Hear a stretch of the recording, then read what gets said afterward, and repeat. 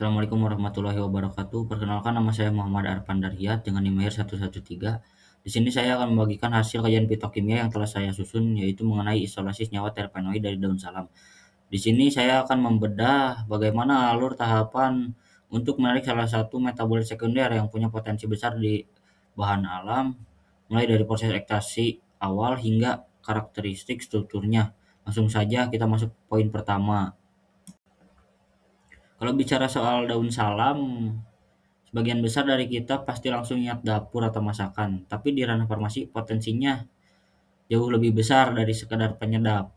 Secara empiris, masyarakat kita sudah lama memakai herbal ini untuk bantu terapi diabetes, hipertensi, asam urat, sampai masalah kolesterol. Nah, yang menarik perhatian secara ilmiah adalah adanya kelimpahan senyawa terpenoid di dalamnya. Terpenoid ini bisa dibilang kelompok metabolit sekunder terbesar pada tumbuhan yang terbentuk dari unit isoprena di dalam tubuh. Efeknya luas sekali, bisa jadi antiinflamasi, anti kanker, antioksidan.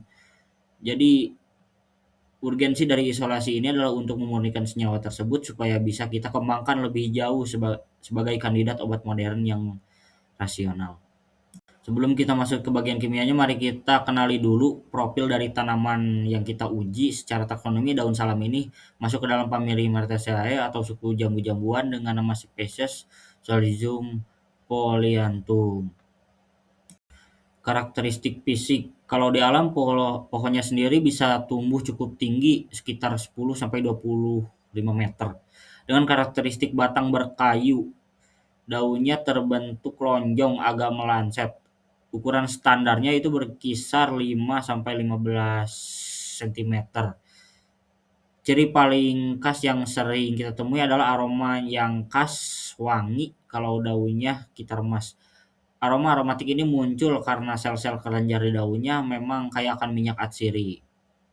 Sekarang profil terpenoid daun salam. Terpenoid yang ada dalam daun salam ini terbagi ke dalam beberapa kelompok tergantung panjang rantai karbonnya. Yang pertama itu ada monoterpen C10. Ini adalah senyawa berukuran kecil dan mudah menguap. Senyawa seperti alpha-pinene, beta-pinene, linalol, dan alpha-terpineol inilah yang bertanggung jawab atas aroma khas daun salam tadi. Lalu selanjutnya ada sesquiterpen C15. Di antaranya ada beta-caryophyllene dan parnesol yang bersifat aktif sebagai sifat pertahanan alami tanaman. Selanjutnya ada diterpen dan triterpen. Kelompok yang berbobot molekul lebih besar dan kompleks, contohnya pitol yang berasal dari degradasi klorofil serta squalene yang merupakan komponen penting sebagai prekursor sterol. Lalu aktivitas farmakologinya, senyawa-senyawa ini bekerja memberikan efek terapi. Ada dua pilar utama di slide ini, yaitu antiinflamasi. Antiinflamasi salah satu senyawanya yaitu adalah beta-caryophyllene yang bekerja unik karena dia ini bertindak sebagai agonis selektif pada reseptor CB2 di sel imun kita. Begitu reseptor ini aktif, jalur radang NF-kappa akan dihambat. Efek domino positifnya, tubuh akan mengerem pelepasan sitokin proinflamasi seperti TNF, alfa, dan interleukin, sehingga radang dan migrasi sel dari darah putih ke area luka bisa berkurang. Lalu ada kapasitas antioksidan, ada kerjasama atau sinergi yang kuat antara pitol, squinelase, senyawa fenol di dalamnya. Mereka secara aktif mendonorkan elektron untuk meredam radikal bebas ROS sehingga sel-sel tubuh kita aman dari kerusakan atau peroksidasi lipid. Tidak cuma itu, aktivitas farmakologinya juga mencakup area klinis lainnya yang sangat vital, yaitu antidiabetes dan kardioproteksi. Senyawa aktif daun salam menghambat kerja enzim alfa glukosidase dan alfa amilase di saluran cerna. Karena enzimnya dihambat, karbohidratnya juga jadi lambat dipecah sehingga kadar gula darah setelah makan tidak langsung melonjak naik. Untuk jantung, Dia memicu pelepasan nitrik oksid yang bisa melebar pembuluh darah atau vasodilatasi, antimikroba dan anti kanker. Komponen seperti alpha-pinene mampu merusak membran luar mikroba dan menghancurkan koloni biofilm bakteri patogen, sehingga untuk sel kanker senyawa ini bisa memicu apoptosis atau skenario bunuh diri sel kanker lewat aktivitas protein caspase. Sekarang kita masuk ke bagian metodologinya ya. Tahap paling awal adalah penarikan senyawa menggunakan maserasi dingin dengan pelarut etanol 96%. Kenapa harus maserasi dingin? Alasan utamanya karena target kita yaitu terpenoid yang sebagian besar strukturnya bersifat termolabil, artinya gampang rusak atau menguap kalau kena panas. Dan etanol 96% ini dipilih sebagai pelarut universal karena kemampuan yang sangat baik untuk menembus matriks sel dan melarutkan senyawa dari nonpolar sampai ke yang polar.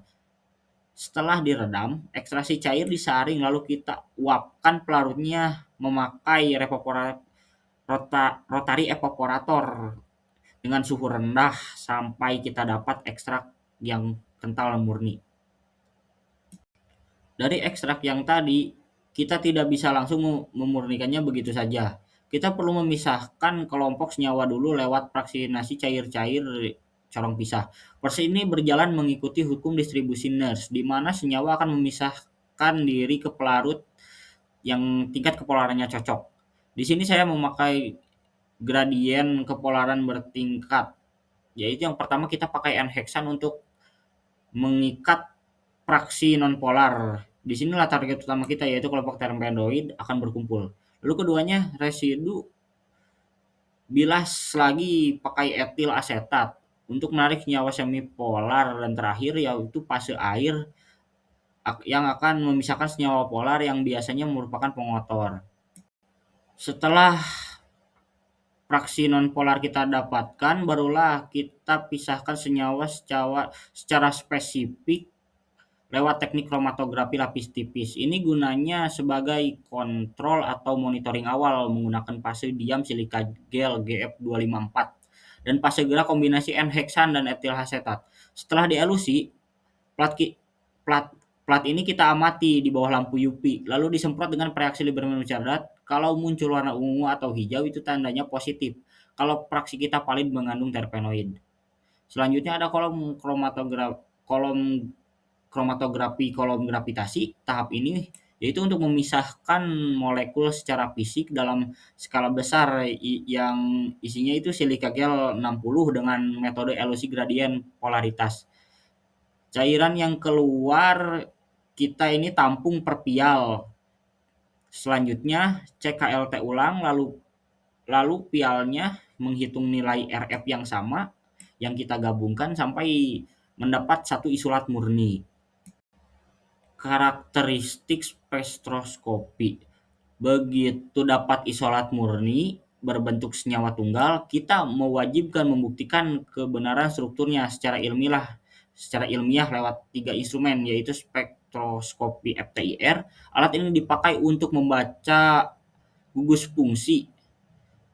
Kita cari pita serapan khasnya seperti gugus OH di bilangan gelombang 3400, lalu yang memiliki ikatan CH apilatik di kisaran 2900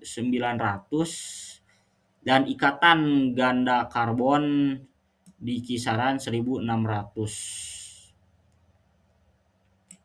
Selanjutnya ada GCMS, mendeteksi massa molekul sekaligus melihat bagaimana pola pencahannya atau fragmentasinya. Data ini nantinya kita validasikan dengan pustaka standar di NIST atau Wiley Library. Selanjutnya ada NMR, ini adalah cetak biru paling akurat menggunakan foton. Konfigurasi kerangka karbon, menetapkan konfigurasi kerangka karbon secara absolut, isoterpenoidnya secara akurat ya, secara absolut. Baik, kesimpulannya di sini yaitu daun salam Syzygium polyanthum terbukti secara ilmiah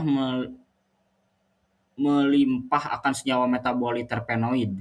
Seluruh rangkaian proses dari mulai maserasi etanol, partisi corong pisah, pemisahan kolom hingga uji spektroskopi dinilai berhasil mengisolasi senyawa target secara murni. Mungkin sekian dari saya, mohon maaf bila ada kesalahan.